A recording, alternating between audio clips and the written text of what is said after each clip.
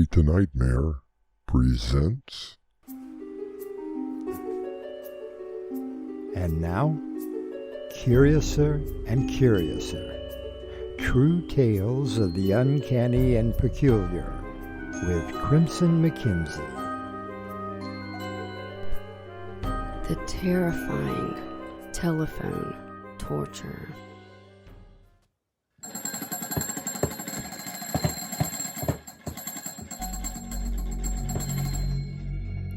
Imagine, if you will, that you're a prisoner in a state-run prison. You're taken to the hospital ward for some sort of infraction.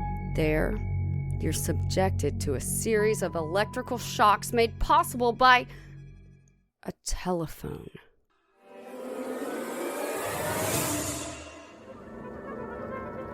The phone in question is just one of those silly little antique crank-style phones, ordinary on the face of it. But with the addition of an electric generator and 2 dry cell batteries, it becomes a notorious torture device that even the Marquis de Sade would be proud of.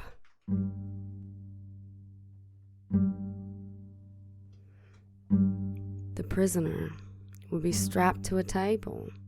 The ground wire was wrapped around this big old toe in the hot wire, the one in which electricity ran through. I don't even want to say it. It would be attached to the prisoner's genitals. Once the doctors turned the crank on the telephone, their victims were brutally shocked by torrents of electricity. Sometimes these torture sessions dragged on for so long. Such long periods known as long-distance calls. Makes you think twice putting those 2 quarters in that thing, don't it?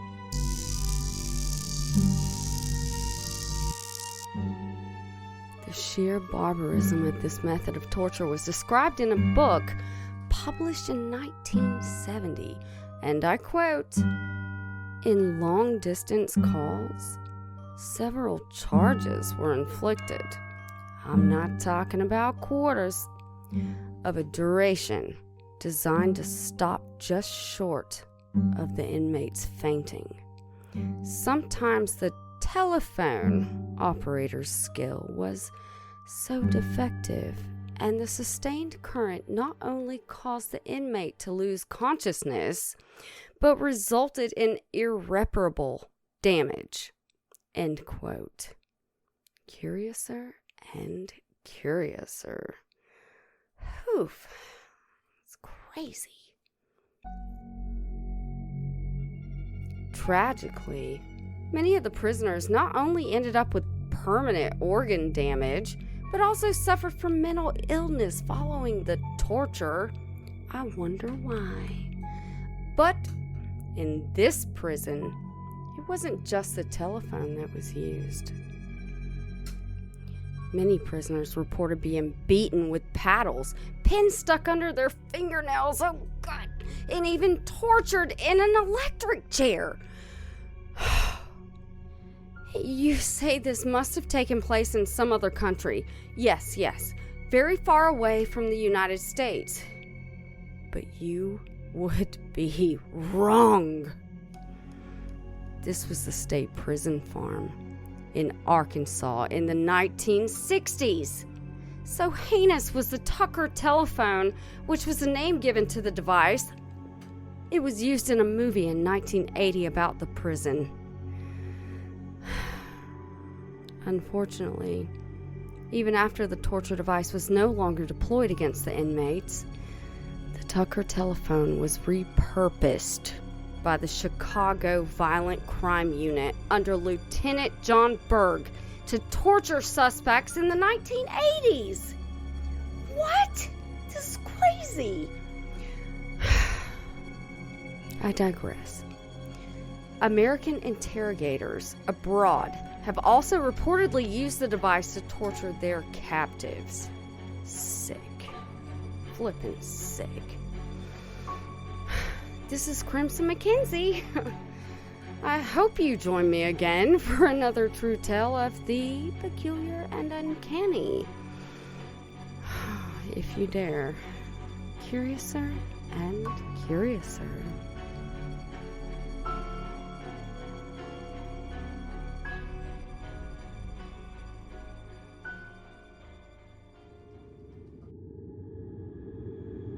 Meet Jerry Connors, family man, businessman, psychopathic killer.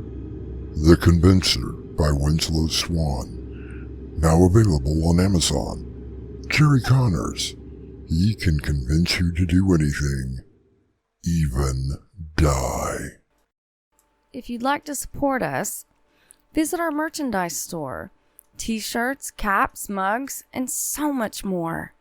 Visit doorwaytonightmare.com today. Doorway to Nightmare presents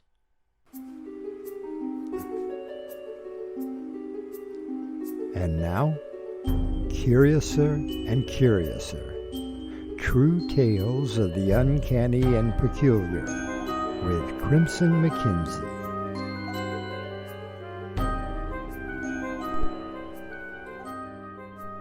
Wiley.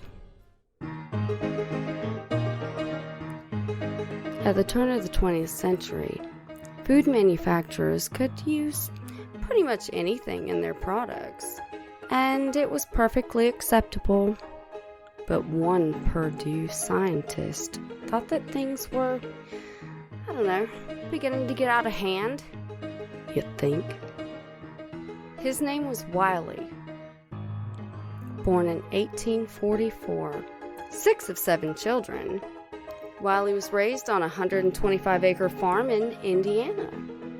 He earned his medical degree from the Indiana Medical College in 1871 and eventually accepted a faculty position in chemistry at Purdue University that same year.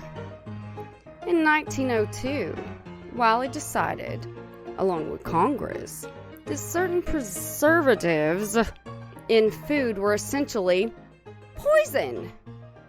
But how to go about proving it? Oh, this is going to be a good one. Curiouser and curiouser. For what happened is the strangest part. Wiley found 12 volunteers. Yes, I said volunteers. Young, healthy men who actually signed a waiver absolving Wiley in case of sickness or death. The first of these preservatives was borax, used to tighten old meat which had begun to decompose. They also use it to kill insects. Just saying. Predictably, the men who were given this poison became sick. Wiley moved on to sulfuric acid, sodium benzoate, formaldehyde, copper sulfate, saccharin, and saltpeter. Wiley knew that these preservatives would make the men sick, or perhaps kill them. He knew it. Everybody knows it.